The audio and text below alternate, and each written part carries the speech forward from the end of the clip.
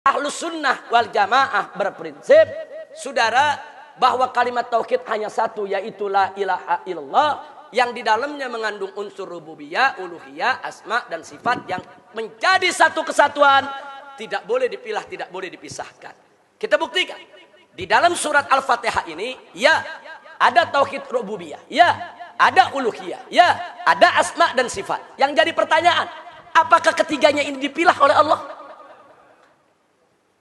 Apa ada pemilahan dengan penyebutan ini trilogi tauhid? Enggak ada, saudara. Apakah benar tauhid dibagi menjadi tiga? Tauhid jangan dibagi.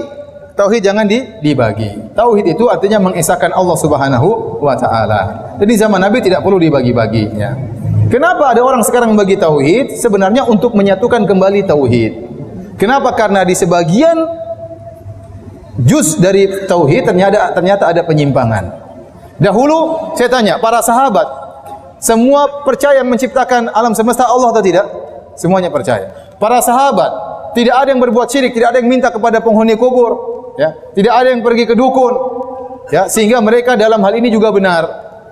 Dan para sahabat semuanya mengatakan yang tahu ilmu gaib hanyalah Allah Subhanahu wa taala.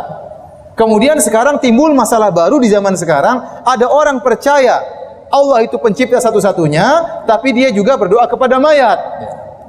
Nah, ini jadi bingung, sehingga akhirnya timbul pembagian untuk menjelaskan. Dalam sisi Allah Maha Pencipta kamu sudah benar, tapi dalam sisi kamu meminta kepada penghuni kubur kamu salah.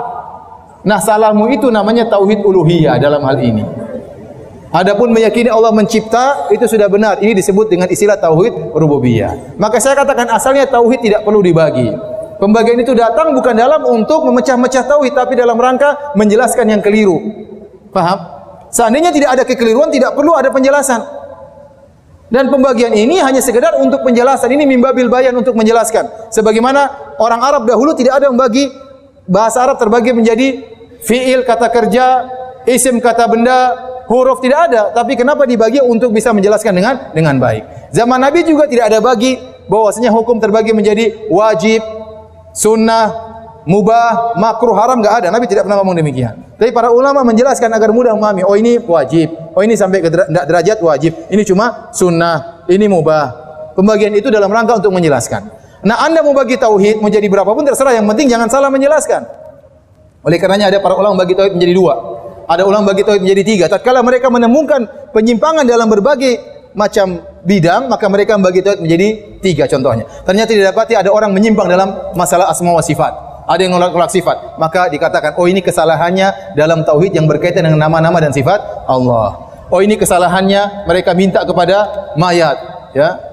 Mereka minta doa kepada mayat. Oh ini kesalahannya dalam tauhid uluhiyah. Sehingga terjadi pembagian tersebut dalam rangka untuk menjelaskan.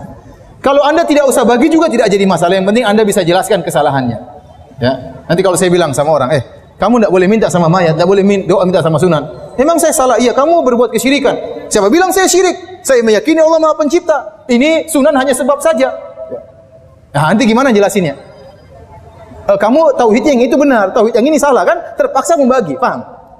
Terpaksa membagi untuk menjelaskan mana poin yang benar dan mana poin yang salah. Seandainya Anda bisa menjelaskan tanpa perlu membagi, ya sudah, tidak usah bagi. Jadi pembagian itu hanyalah metode penjelasan. Ternyata mereka yang mengingkari pembagian juga bagi-bagi tauhid. Orang-orang Asy'ariyah dalam buku mereka membagi tauhid menjadi tiga. Mereka mengatakan annallaha wahidun fi dzatihi, wahidun fi af'alihi, wahidun fi sifatihi. Mereka mengatakan Allah itu Maha Esa dalam zatnya, Maha Esa dalam perbuatannya, Maha Esa dalam sifat-sifatnya. Bagi tiga atau tidak? Bagi tiga. Tauhid, tauhid, tauhid. Sebagian orang-orang sufi bagi, mengatakan tauhid ada tiga. Pertama tauhidul khassah, tauhidul amma. Yang pertama tauhidnya orang awam. Yang kedua tauhidul khassah, tauhidnya orang khusus. Yang ketiga tauhidul khassatil khassah, tauhidnya orang super khusus. Tiga juga dibagi. Ya terus ya kita enggak permasalahkan nanti bagi 3, bagi 4, bagi 10. Yang penting kontennya benar. Paham? Itu intinya. Kemudian mengatakan orang bagi tauhid menjadi 3 seperti orang Kristen, ini enggak nyambung, mereka balul, enggak ngerti. Ya akhi subhanallah taqillah, mereka tahu itu bukan begitu maksudnya, tapi dibawa lari kepada hal tersebut. Ini berarti ya membuat fitnah. Dia tahu maksudnya bukan begitu. Dia tahu kita membagi tauhid bukan itu maksudnya, bukan mengatakan Tuhan ada 3. Kenapa disama-samakan dengan Trinitas? Ini pendustaan seperti ini, pembodohan. Yang lain tinggal mengaminkan. Ya.